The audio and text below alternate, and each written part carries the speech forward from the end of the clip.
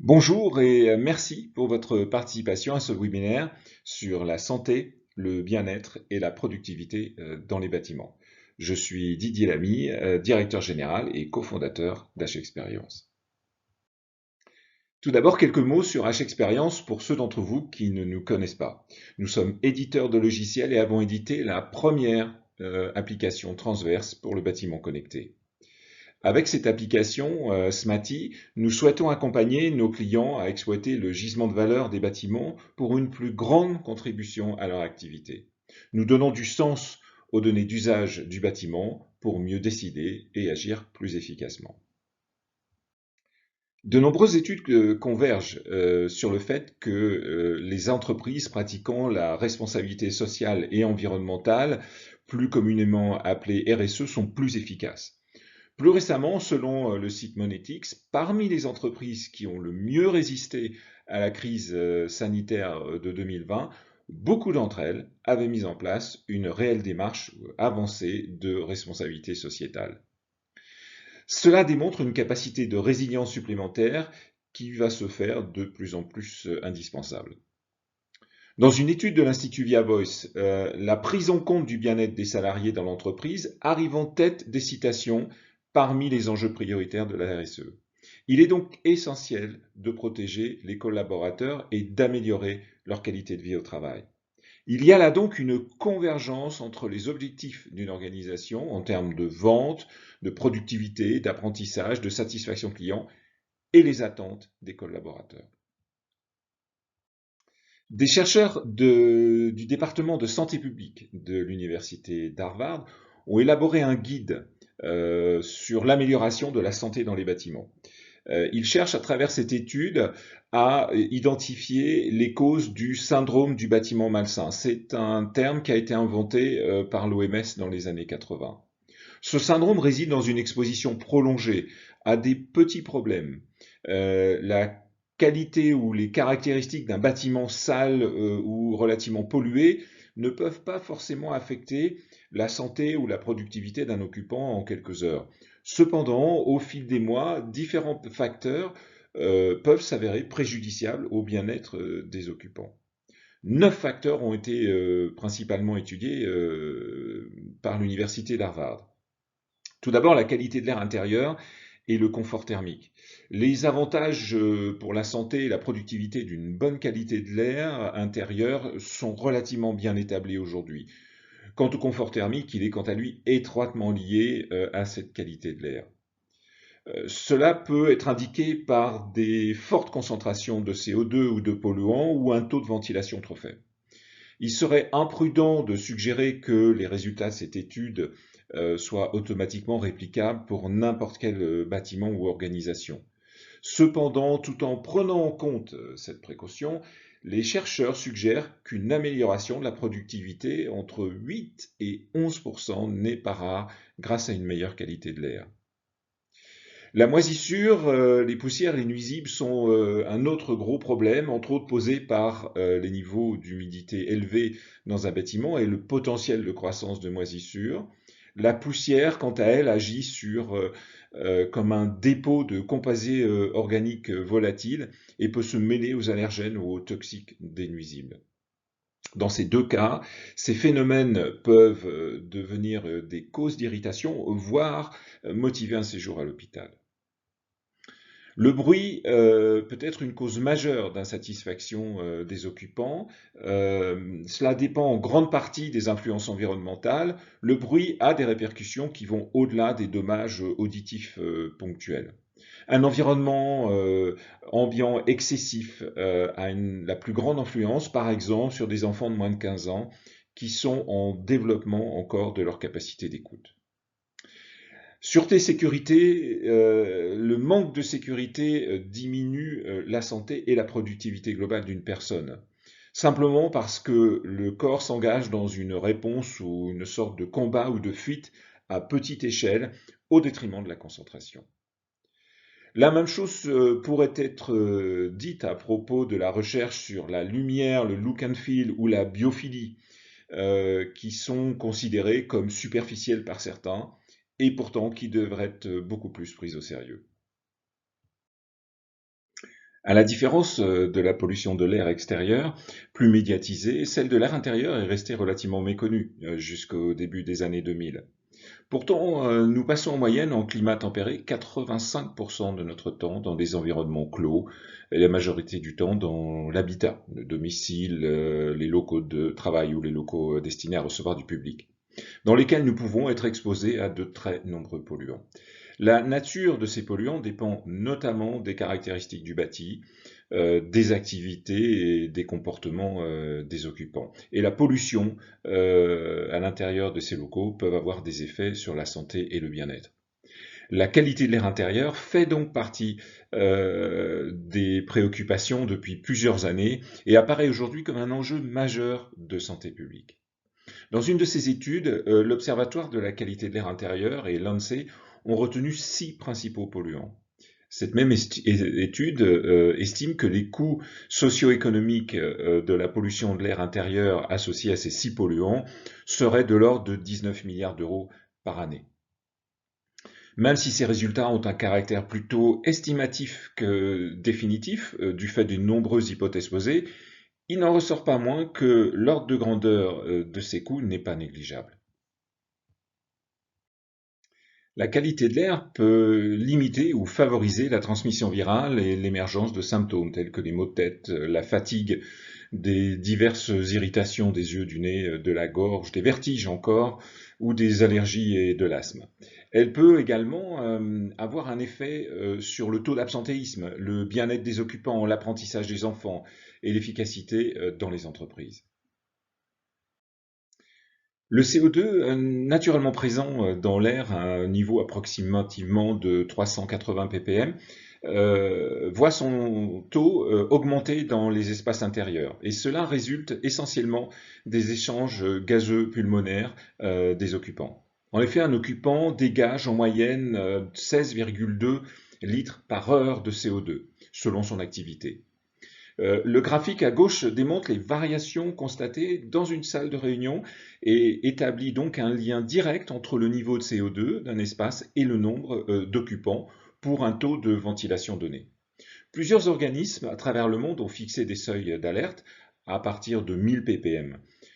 Afin de faciliter la lecture des concentrations de CO2, le CSTB en France a quant à lui créé un indicateur de confinement de l'air, l'indicateur icône, qui indique le niveau de qualité de l'air sur une échelle de 1 à 5. Le contexte sanitaire lié à l'épidémie de Covid-19 souligne avec force l'importance de la qualité de l'air dans la transmission virale. La transmission de ce virus se produit essentiellement à l'intérieur, principalement en inhalation de particules. Alors, comment savoir si la pièce dans laquelle vous vous trouvez dispose d'un renouvellement de l'air suffisant ? Les mesures en temps réel du niveau de CO2 permettent de savoir si la pièce se remplit d'exhalaisons potentiellement infectieuses, ce confinement de l'air pouvant faciliter ou non la transmission du virus. Une étude de l'Université de l'État de New York évalue les performances des occupants basées sur des mesures telles que les actions prises par les participants, leur plan de travail, leur réponse aux informations entrantes, leur utilisation de l'expérience ou de résultats antérieurs. Les mesures de performance des tâches couvrent des compétences relativement simples grâce à une évaluation des capacités comme l'initiative, la réactivité aux urgences, l'utilisation d'informations, des processus de pensée et d'action tels que l'approche de problèmes ou encore la capacité de planification et de stratégie. On constate que l'augmentation des concentrations de CO2 à l'intérieur, avec tous les autres facteurs maintenus constants, ont été associés à une significative réduction des performances décisionnelles. À 1000 ppm de CO2 contre 600, les performances sont considérablement diminuées sur 6 des 9 indicateurs de performance décisionnelle. À 2500 ppm, les performances étaient significativement réduites dans 7 des 9 mesures de performance, avec certains résultats atteignant le niveau dysfonctionnel. Il apparaît donc évident que l'impact du CO2 sur la performance est très importante et peut avoir des conséquences économiques considérables. Une étude ainsi que des relevés effectués à travers notre plateforme suggèrent que les salles de réunion ou les bureaux dans lesquels des décisions importantes sont parfois prises peuvent être soumises à des taux de CO2 très importants, souvent largement supérieurs à 1900 ppm. Vous pouvez le voir ici dans l'exemple à gauche que nous atteignons ou dépassons les 2500 ppm.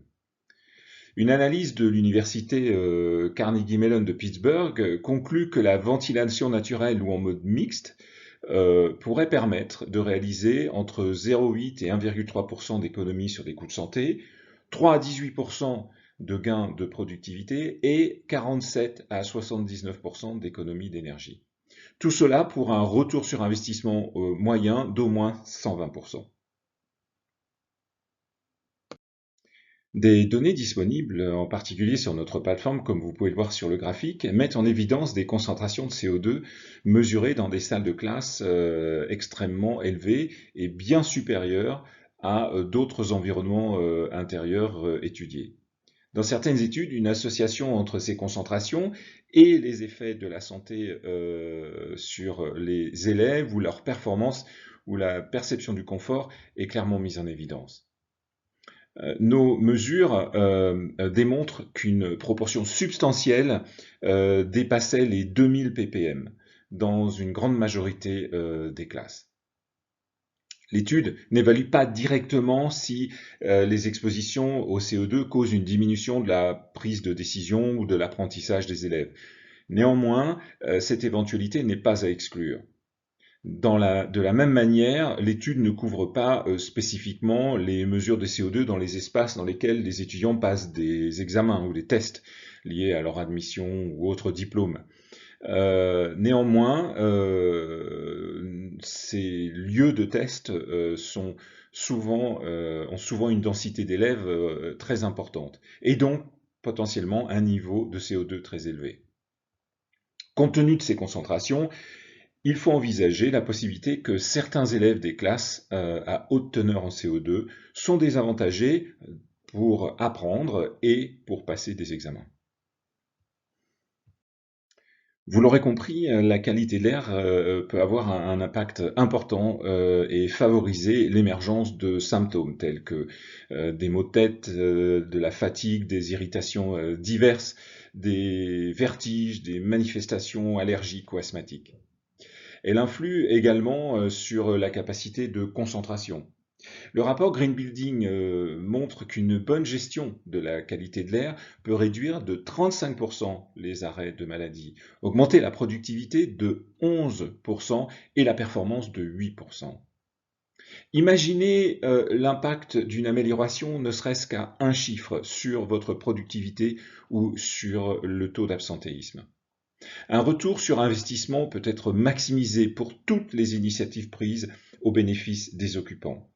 Cela permet d'améliorer la santé du personnel, de mieux conserver, éviter le taux de rotation de ces personnels, de fournir une efficacité de l'enseignement optimisé, de faciliter le recrutement de candidats au potentiel, de pouvoir assurer bien entendu une plus grande productivité du personnel sur des tâches essentielles, et enfin de fournir une notation au bâtiment pour une meilleure valorisation et une meilleure réputation.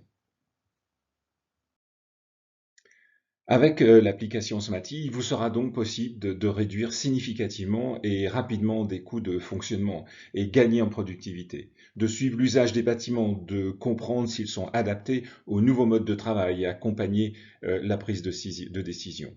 D'agir sur la réduction de consommation énergétique avec une meilleure gestion de vos achats, de vos usages et de vos pratiques. Elle forme de nouvelles solutions pour la protection de vos collaborateurs, clients, citoyens, avec un suivi des risques sanitaires et l'amélioration de la qualité de vie.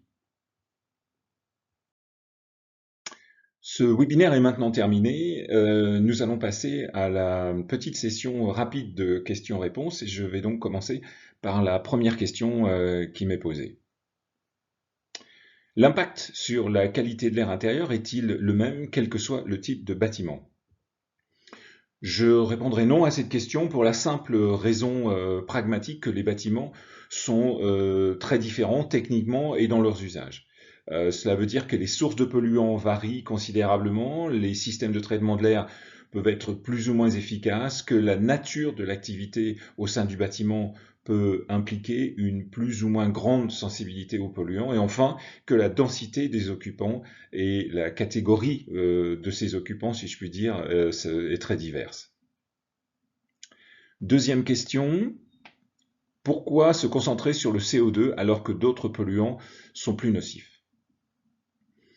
En effet, des polluants comme le radon ou plus particulièrement les particules fines sont extrêmement nocifs avec des conséquences de type cancer, maladie cardiovasculaire, maladie respiratoire. Ce sujet des microparticules sera traité dans un autre webinaire. On ne l'ignore pas, mais on préfère le traiter séparément.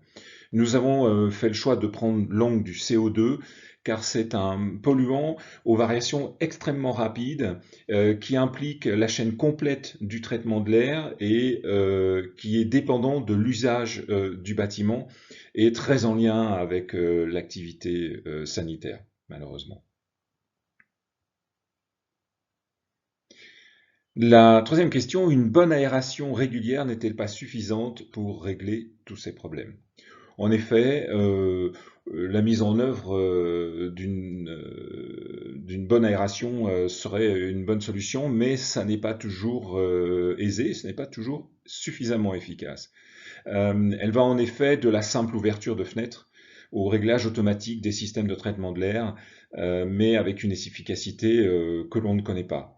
Nous pensons donc qu'avant de traiter le problème, il faut le connaître, il faut le quantifier. C'est pourquoi nous suggérons la mesure de la qualité de l'air comme une base essentielle et que à partir de cette mesure, il sera ensuite possible d'agir et de prendre les actions nécessaires pour améliorer celle-ci. Voilà, je vous remercie pour votre participation à nouveau et j'espère vous retrouver pour notre prochain webinaire. Merci beaucoup. Au revoir.